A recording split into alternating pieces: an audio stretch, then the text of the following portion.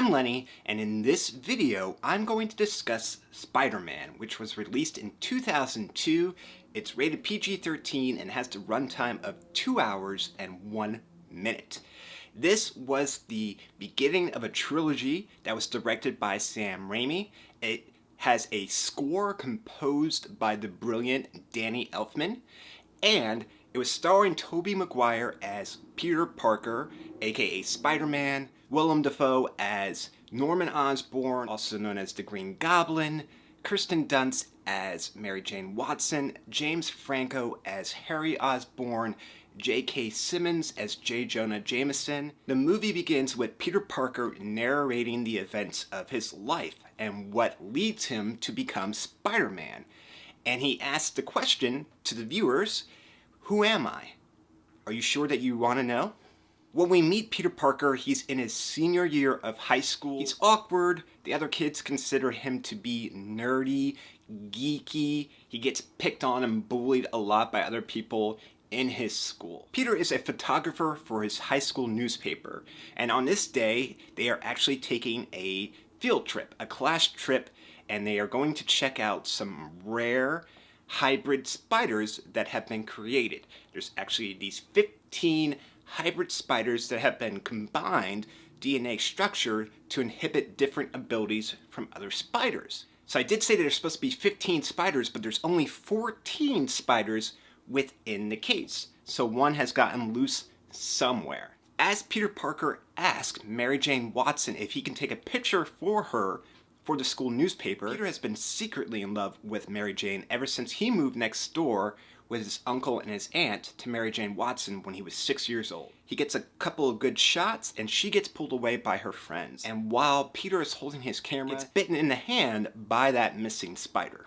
While this is taking place on the field trip, the founder of Oscorp Industries, Norman is meeting with the military to discuss the human performance enhancers that he has been working on, the formula for them, and other weaponized military tech such as a glider and a glider suit. One of the other scientists working on the project with Norman informs them that the formula is not ready, they need to go back and try it again, which pisses Norman off because he is ready to pursue and go ahead with the formula as is, even though they have not done any human testing yet. So with his deadline and possible funding about to be cut, Norman Osborn decides to test the human performance enhancer serum on himself, which is unstable, causing this alter ego, this split personality within himself, a homicidal maniac within this man that already has a very huge ego. Peter, who has put himself to bed right after coming home from school and looks very pale, looks very sickly from the spider bite, goes into his bedroom, lays on the floor. Watching both of these incidents take place, we see that Spider-Man and Green Goblin are created on the same day. When Peter wakes up the next morning, he feels fine. He feels great. And actually, when he goes to put on his glasses, he sees that he doesn't even need his glasses anymore. He has perfect vision without them. Spider bite is gone, and he's actually put on pounds of muscle. Norman, on the other hand, does not remember what has taken place. And he finds out that the scientist that he was working with was murdered at Oscorp last night. So within this film, Sam Raimi does something that's different to the comic books. Within this movie, Peter organically is able to shoot his webbing out of his wrist, out of the little duct areas that come out of his wrist. Peter has started to discover his abilities, his quick reflexes, his spider sense, which gives him a heads up about something that's about to happen before it happens, his strength, his ability to fight now. Anyone who can last 3 minutes with Bonesaw can win $3,000, and Peter wants to win this money so that he can get a car. It's been a weird time for Peter as he goes through these changes. He's kind of grown distant from his aunt and uncle. So Uncle Ben decides to give him a ride to where he's going. Even though Peter is going to this wrestling match to get money, he doesn't tell that to his uncle and gets dropped off elsewhere. But before Uncle Ben drops him off, this is where Uncle Ben gives Peter the advice that he will follow the rest of his life. With great power comes great responsibility. And unfortunately, Peter and Uncle Ben have an argument. Peter gets out of the car, he heads on his way, and Uncle Ben says that he'll be back there later on that evening to pick him up. This is where we get a Bruce Campbell cameo. Bruce Campbell starred in the Evil Dead films that was directed by Sam Raimi. In this one, he is the ring announcer, and he asks him, "What is your name?" And at this point, Peter is calling himself the Human Spider. And Bruce Campbell, as the ring announcer, is like, "Man, that sucks," and introduces him as the Amazing Spider-Man. Therefore, in this film, Peter does not actually give himself the name of Spider-Man. Randy Macho Man Savage plays Bonesaw, who Spider-Man has to outlast for 3 minutes, and he actually pins him within a minute of the match. When he goes to collect his money, the promoter only pays him $100. Peter asks, "Where's the rest of my money?" The fight promoter says, in the ad, it says if you can last 3 minutes, you would get $3,000. So the promoter gyps him out of the remainder of the money. A guy robs that said promoter and steals his money. And as the guy is running down the hallway, Peter has a chance to stop this guy, to stop this thief. But he lets the thief get into the elevator and get away. And he did it out of spite. The ring promoter says, "You would have been able to mangle and destroy that guy. Why didn't you stop him? Why didn't you do anything?" And Peter tells the ring promoter the same thing that the ring promoter told him about the money. "I don't see how that's my problem." But this spiteful act is going to bite Peter in the ass hardcore. That robber needs to get a car, which he tries to carjack Uncle Ben. In the scuffle, he shoots Uncle Ben, slowly passes away once Peter gets to the scene of the crime. A little more time has gone by for graduation. Harry and Peter are going to be getting an apartment together within the city, and Mary Jane Watson is going to be moving to the city to pursue acting as well.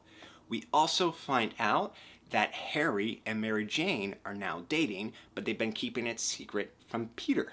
Peter has decided to follow the great wisdom and the great words of his late uncle. With great power comes great responsibility, and he has become Spider-Man, stopping whatever crime that he can when he can. He also becomes a freelance photographer for the Daily Bugle, where he gets paid for the photos that he takes of Spider-Man. Meanwhile, Norman Osborn learns that he is being kicked out of his own company, Oscorp. This all comes to a head at the Unity Festival, where the Green Goblin eliminates all his competition and his former board members that were going to vote him out. We have the great Stan Lee cameo within this scene. He is one of the members in the crowd for the Unity Festival, and he saves one of the children from getting squashed. Norman Osborn puts together that Peter Parker is Spider-Man during Thanksgiving dinner when he sees Peter has the same cut and slash on his arm that Spider-Man had during the fight with the Green Goblin. The Green Goblin decides to attack Peter where it will hurt the most, and that is the heart. By going after Aunt May and putting her in the hospital, and by kidnapping Mary Jane Watson, the Green Goblin has forced Spider-Man to a showdown. And knowing that he is beat, Norman Osborn reveals himself as the Green Goblin and says that it's his other personality that forces him to do all these horrible things. And he's begging Peter to please help him, that he always considered him a son. Peter informs Norman that he's only had one dad, and that was his Uncle Ben. Green Goblin is trying to stealthily bring his glider up behind Spider-Man and have him be impaled by the blades that protrude out of the front of the glider.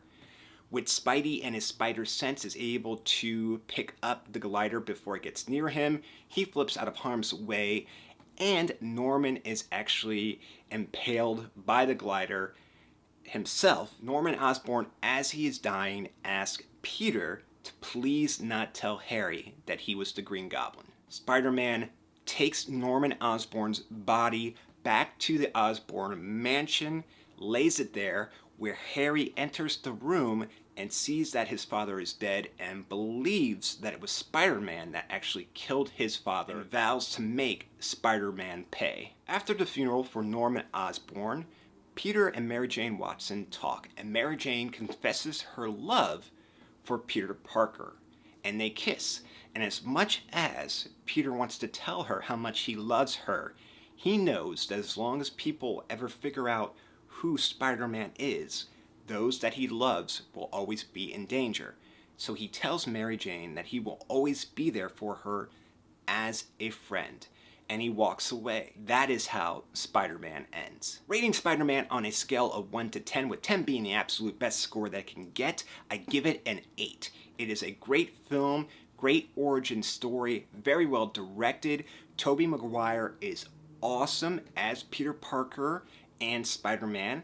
Kristen Dunst is actually very good as Mary Jane Watson, and Willem Dafoe is great no matter what you put him in. Very over the top as Green Goblin, but that is what Green Goblin is. He's a maniac.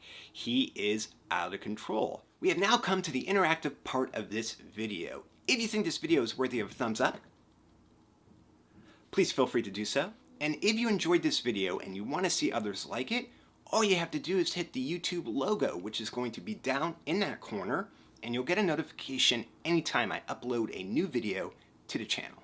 As always, I want to say thank you so much for watching this video. Thank you for your time, and thank you for allowing me the opportunity to talk about these things that I'm passionate about. I greatly appreciate it. Please be safe, be careful, and I'll talk to you soon.